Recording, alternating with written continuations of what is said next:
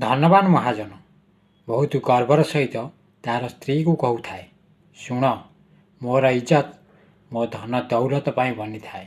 ଆଉ ଲୋକେ ଇଜ୍ଜତ ତୁମକୁ ମୋ ନାଁ ପଛରେ ହିଁ ଦେଇଥାନ୍ତି। ତୁମର କୌଣସି ଅସଲ ପରିଚୟ ନାହିଁ। ସ୍ତ୍ରୀ କହିଲେ, ଶୁଣ ମହାଜନ, ଘରର ଲକ୍ଷ୍ମୀ ଚାହିଁବ ତ ଗୋଟେ ସେକେଣ୍ଡରେ ତୁମର ଇଜ୍ଜତ ମାଟିରେ ମିଶାଇ ଦେବ, ଆଉ ଚାହିଁବ ତ ଗୋଟେ ସେକେଣ୍ଡରେ ଆକାଶକୁ ଛୁଆଇଁ ଦେବ। ଆଉ ତୁମର ଇଜ୍ଜତ ମୋ ହାତରେ ଅଛି। ମହାଜନ ଟିକେ ହସିକି କହିଲେ, ସମୟ ଆସିଲେ ଦେଖେଇ ଦେବ। ସନ୍ଧ୍ୟାରେ ମହାଜନ ଘରେ ଗୋଟେ ପାର୍ଟି ହେଲା। ସେଥିରେ ବନ୍ଧୁ ବାନ୍ଧବ ସାଙ୍ଗସାଥି ସମସ୍ତେ ଆସିଲେ। ଆଉ ହସ ଖୁସିରେ ସମସ୍ତେ ମଜା କରୁଥିଲେ। ଆଉ ସେତିକି ବେଳେ ହଠାତ୍ ମହାଜନର ସାନ ପୁଅ କାନ୍ଦି କାନ୍ଦି ସେଠାକୁ ଆସିଲା। ମହାଜନ ବଡ଼ ପାଟିରେ କହିଲେ, ସେ କାହିଁକି କାନ୍ଦୁଛି? ସ୍ତ୍ରୀ କହିଲେ, ତୁମ ପୁଅ ବାରମ୍ବାର ଖେଚୋଡ଼ି ମାଗୁଛି। ଯେବେ ଇଏ କିଛି ସମୟ ପୂର୍ବରୁ ପେଟ ପୂରା ଖାଇସାରିଛି। ଘରେ ବି ବାକି ଲୋକଙ୍କ ପାଇଁ ଚିନ୍ତା କରିବାର ଅଛି। ସବୁ କିଛି ଆକୁ କେମିତି ଦେଇଦେବି? ଏହା ଶୁଣି ପାର୍ଟିରେ ଥିବା ଲୋକମାନେ ଆଶ୍ଚର୍ଯ୍ୟ ହୋଇଗଲେ। ଆଉ ନିଜ ନିଜ ଭିତରେ କଥାବାର୍ତ୍ତା ହେବାକୁ ଲାଗିଲେ କି ଏତେ ବଡ଼ ମହାଜନ ହୋଇ ଘରେ ଖେଚୋଡ଼ି ପାଇଁ ଝଗଡ଼ା ଲାଗୁଛି। ମହାଜନର ଚେହେରା ଲାଲ ପଡ଼ିଗଲା। ଆଉ ସେଇଠି ତାଙ୍କର ଇଜ୍ଜତ ମାଟିରେ ମିଶିଗଲା। ରାତିରେ ମହାଜନ ତାଙ୍କ ସ୍ତ୍ରୀଙ୍କ ପାଖକୁ ଗଲେ ଆଉ କହିଲେ, ମାନୁଛି ଆଜି ତୁମେ ମୋର ଇଜ୍ଜତ ସମସ୍ତଙ୍କ ସାମ୍ନାରେ ତଳେ ପକେଇଦେଲ। ହେଲେ ଏବେ ୟାକୁ ଫେରେଇ ଆଣ। ସ୍ତ୍ରୀ କହିଲେ, ମୋ ପାଇଁ ଇଏ ବାଁ ହାତର ଖେଳ।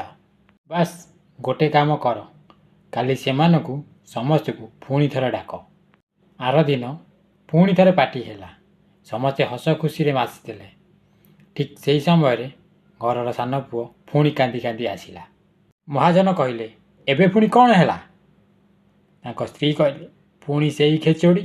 ଏଥର ମହାଜନ ହସିକି କହିଲେ, ତ ଖେଚୋଡ଼ି ଆଣିକି ଦିଅ, ମୁଁ ମୋ ହାତରେ ମୋ ପୁଅକୁ ଖୁଆଇ ଦେବି। ଆଉ ହଁ, ସମସ୍ତଙ୍କୁ ଖେଚୋଡ଼ି ଆଣିକି ଦିଅ, ସମସ୍ତେ ଖାଇବେ। ସଙ୍ଗେ ସଙ୍ଗେ ସ୍ତ୍ରୀ ଡାକିଲେ। ସମସ୍ତେ ବଡ଼ ବଡ଼ ହାଣ୍ଡି ନେଇକି ଆସିଲେ। ଆଉ ସେଥିରେ ଖେଚୋଡ଼ି ଥିଲା। ସମସ୍ତଙ୍କୁ ଖେଚୋଡ଼ି ମଧ୍ୟ ବଣ୍ଟାଗଲା।